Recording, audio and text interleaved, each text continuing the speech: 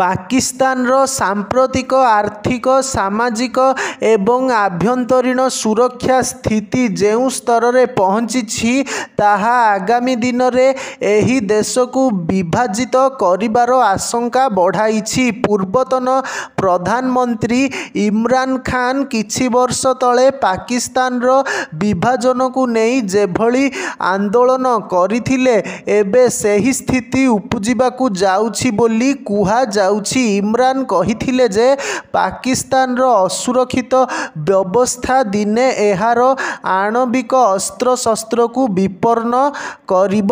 ବିଶେଷ କରି ଆର୍ଥିକ ଦୁର୍ଗତି ସ୍ଥିତି ଦେଶରେ ଅରାଜକତା ସୃଷ୍ଟି କରିବା ସହିତ ଗୃହଯୁଦ୍ଧ ପରିସ୍ଥିତି ଆଣିବ ଏବଂ ଏହାପରେ ପ୍ରଶାସନିକ ପତନ ସହିତ ଆଣବିକ ଅସ୍ତ୍ରଶସ୍ତ୍ର ବିପନ୍ନ ହେବ।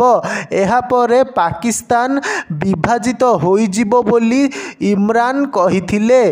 ଇମ୍ରାନଙ୍କ ଏହି ଆକଳନ ଏବେ ପାକିସ୍ତାନର ବିଭିନ୍ନ ଘଟଣାକ୍ରମରେ ଉପୁଜୁଥିବା ସ୍ଥିତିକୁ ନେଇ ସ୍ପଷ୍ଟ ହେବାରେ ଲାଗିଛି। ନିକଟରେ ପାକିସ୍ତାନର ସର୍ବବୃହତ୍ ପ୍ରଦେଶ ବେଲୁଚିସ୍ତାନରେ ଆତଙ୍କବାଦୀମାନେ ଯେଭଳି ପଞ୍ଜାବ ପ୍ରଦେଶର 23 ଯାତ୍ରୀଙ୍କୁ ଚିହ୍ନଟ କରି ହତ୍ୟା କଲେ ଏହା ତାହାର ଏକ ପ୍ରକୃଷ୍ଟ ପ୍ରମାଣ ବୋଲି କୁହାଯାଇପାରେ। ଭାରତ ଏବଂ ପାକିସ୍ତାନ ବିଭାଜନ ପରେ 1947ରୁ ଆଜି ପର୍ଯ୍ୟନ୍ତ ବେଲୁଚିସ୍ତାନ ପ୍ରଦେଶକୁ ପାକିସ୍ତାନ ସରକାର ଅବହେଳିତ କରି ରଖିଆସିଛନ୍ତି।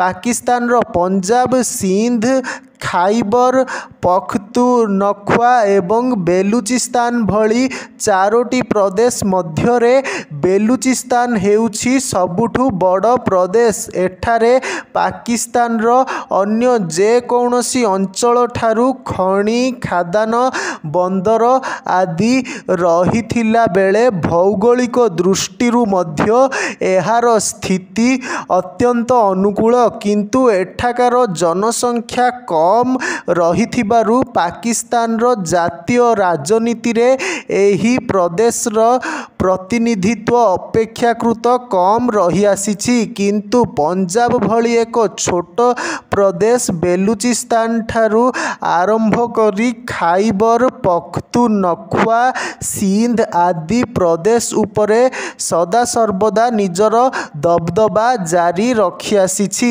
କାରଣ ଏହି ପ୍ରଦେଶରୁ ହିଁ ଆସିଥିବା ସର୍ବାଧିକ ରାଜନେତା ଏବଂ ସେନା ପ୍ରମୁଖ ପାକିସ୍ତାନ ରାଜନୀତିକୁ ପ୍ରଭାବିତ କରି ଆସିଛନ୍ତି। ହେଲେ ଏହାକୁ ଏବେ ବେଲୁଚିସ୍ତାନବାସୀ ସହ୍ୟ କରିବାକୁ ଆଉ ପ୍ରସ୍ତୁତ ନାହାନ୍ତି। ସେପଟେ ଚୀନ ସିପେକ୍ ପ୍ରକଳ୍ପକୁ ନେଇ ଏହି ପ୍ରଦେଶରୁ ଖଣି ଖାଦାନଠାରୁ ଆରମ୍ଭ କରି ବନ୍ଦର ଯାଏଁ ସବୁକିଛି ଉପଯୋଗ କରିବାକୁ ଲାଗିଥିଲା ବେଳେ ବେଲୁଚିସ୍ତାନବାସୀ ଏବେ ମଧ୍ୟ ନିଜର ଗୁଜୁରାଣ ମେଣ୍ଟାଇବାକୁ ସକ୍ଷମ ହେବା ଘଟଣା ସେମାନଙ୍କୁ ଆହୁରି କ୍ରୋଧାନ୍ୱିତ କରିଛି।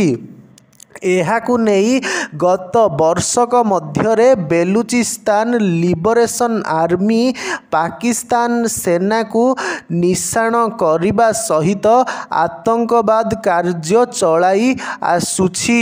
ଏପରିକି ପାକିସ୍ତାନ ସେନାର ସାମିଲ ଥିବା ବେଲୁଚିସ୍ତାନବାସୀ ନିଜ ସେନା ବିପକ୍ଷରେ କାର୍ଯ୍ୟ କରିବାକୁ ପଛାଉ ନାହାନ୍ତି। ପାକିସ୍ତାନଠାରୁ ଅଲଗା ହୋଇ ସ୍ୱତନ୍ତ୍ର ବେଲୁଚିସ୍ତାନ ରାଷ୍ଟ୍ର ଗଠନ କରିବାକୁ BALA ପଣ କରିଛି। ଅନ୍ୟପକ୍ଷରେ ଖାଇବର ପଖ୍ତୁନଖ୍ୱା ପ୍ରଦେଶର ପଖ୍ତୁନ ସମ୍ପ୍ରଦାୟଙ୍କ ଅସନ୍ତୋଷ ମଧ୍ୟ ବଢ଼ିବାରେ ଲାଗିଛି।